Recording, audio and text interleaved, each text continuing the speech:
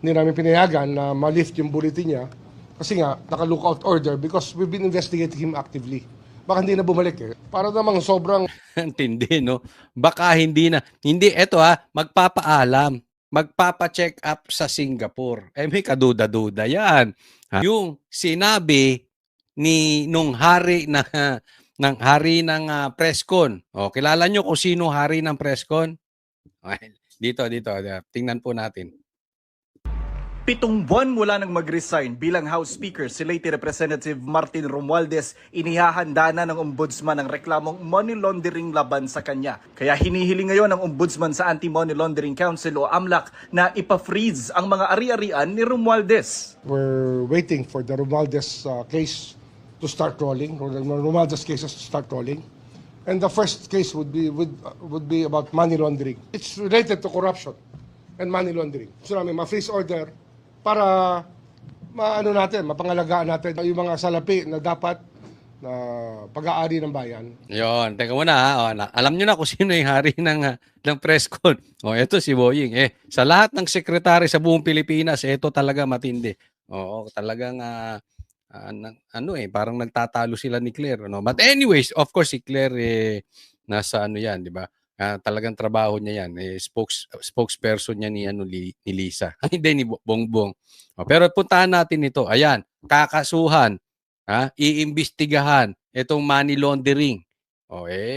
Pag money laundering, may connection 'yan sa posibleng may connection 'yan doon sa corruption kasi bakit mo lilinisin yung pera? Ibig sabihin, kaya mo itinatago dahil nakuha mo ito sa maling pamaraan, hindi sa legit na paraan. So, yun ang iimbestigahan. Kaya kakalampagin na ang bangko, ang AMLAC nito ni Boying at i-freeze yung account ni Tambi. Kaya nga naman, doon nagkaroon ng problema. Bakit ninyo iimbestigahan si Tambaluslos? Tuloy natin. Yun po yung ating hinahabol dito. Pero ayon sa kampo ni Romualdez, wala pa silang natatanggap na opisyal na abiso sa anumang application o freeze order. Kaya speculative nila ang pagsasabing may nakaumang ng ganyan. Wala rin umanong reklamo laban kay Romualdez sa ombudsman o kahit anong korte. Kung may reklamo na, sasagot nila sila sa tamang forum. Samantala, humiling na ang ombudsman sa Sandigan Bayan na maglabas ng precautionary hold departure order laban kay Romualdez. Kasunod yan ng pagpapaalam nito na magpapa-check up sa Singapore na tinanggihan na ng ombudsman. Hindi namin siya pinaalis, hindi namin pinayagan na ma-lift yung bulletin niya kasi nga, naka-lookout order because we've been investigating him actively. Baka hindi na bumalik eh. Para namang sobrang Tindi, no? Baka hindi na. Hindi, eto magpapaalam. Magpapa-check up sa Singapore. May kaduda-duda yan. Ha? Kaduda-duda yung biglang alis ng ganyan. Baka magdadala lang ng pera. Alam po naman natin ng Singapore, di ba? Mayamang bansa yan. Bakit ka dyan magpapa-check up pa? Kailangan ka naman dito. So, ang ginawa nito si Boying, may ilbo na siya, no? Hindi na siya pinayagang umalis, parang bata ang ginawa dito kay Tambaluslos. Iyan po ang kinagalit. Diyan po nagsimula yan. Parang nakapo na ito si Romualdez. Teka muna. Parang ako ang idinidiin dito. Bakit ako? Alam naman natin na ito si Boying ay bata to ni Bongbong Marcos. So ayan na. Pataasan na sila ng ihi. Ang tawag namin dyan, paanghangan na ng utot. Teka muna, sino ba kayo? Bakit nyo ako pipigilan? Pipigilan nyo ako? Hindi nyo ako paalisin? Magsasalita ako dito, bakit nyo ako pinag-iinitan? Kaya dito yung sinasabi ko sa inyo, dito natin malalaman kung bukas o baka maya-maya lang, magbago ng isip si Bongbong Marcos, paalisin natin si Tambaluslos. Alam natin, maraming hawak na ebidensya si Tambaluslos. Pwede siyang madiin dito. Titingnan natin. Ngayon, dyan din natin malalaman kung tunay na malakas ang rimulya sa Marcos. Tandaan po natin ang laki ng nagamit ng Bongbong Marcos kay Torre. And yet, nung nagkakiskisan si John Vic at saka si Torre tinanggal bilang PNP chief. So ngayon malalaman natin, pag bigla-biglang pinayagan si Tambaluslos makaalis, kumurap. Kumurap ang weak nating presidente.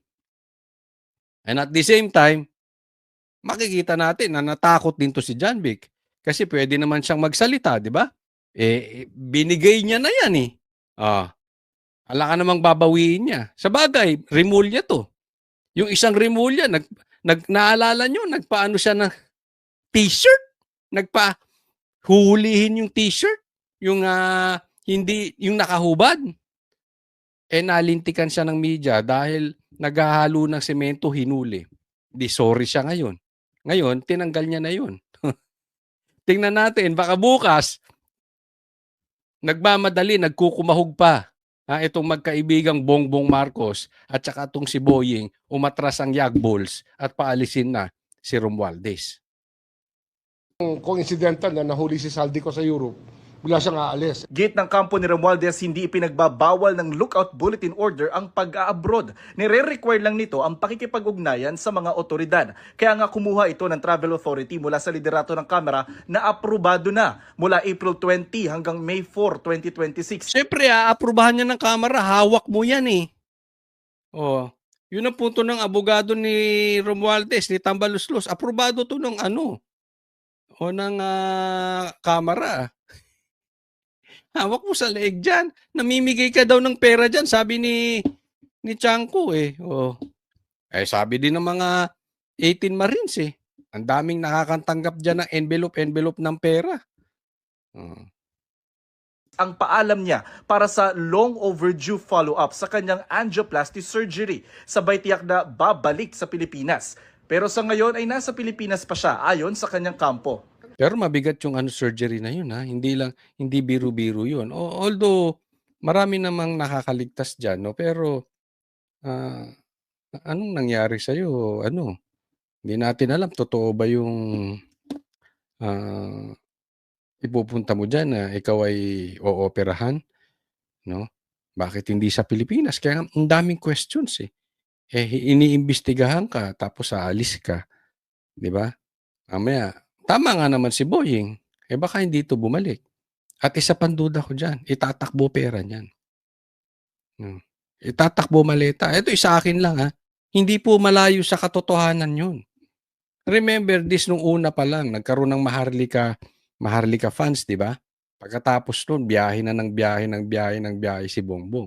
Hindi naman natin alam, meron ba silang nabuong trabaho doon? Meron bang nag-invest sa Pilipinas? Hindi malayo sa katotohanan na yung biyahe ni Bongbong Marcos na yon itinatabi na yung pera sa ibang bansa. Hindi rin malayo to dito ha. Na isinusubi na. Kasi biglaan to. Biglaan tong pag-alis ni Tambaluslos na to. Samantala, tinanong ng media si Rimulya kung hihingi rin ng ombudsman ng freeze order sa mga ari-arian naman ni dating Senate President Chis Escudero. We will get there also. Papunta rin tayo dyan. Active pa rin ang investigation. The papers are being prepared as we speak. That's why the complaint will soon be on the stage of preliminary. Eto, mamaya sasagutin ko yung patungkol kay Chis Escudero kasi meron po tayong narinig again sa isang reliable person, no? Maya po yan kasi para pasok doon sa topic, doon sa part kasi pag-uusapan natin mamaya itong pasabog ni Tambaluslos. So standby, dito muna tayo kay Boying. Investigation. Kaugnay naman ang mga sinabi ni Ramil Madriaga sa impeachment hearing sa Kamara na nagbagsak siya ng bags na may milyong-milyong piso sa parking lot ng ombudsman noong December 2022, binabalikan na ang mga kuha ng CCTV. We are trying to look at the records of the CCTVs, if they're still existing. They're still trying to review it. We're doing our own thing here to check the veracity of the statements of Mr. Madriaga. Jonathan Andal, Nakatutok, 24 Oras.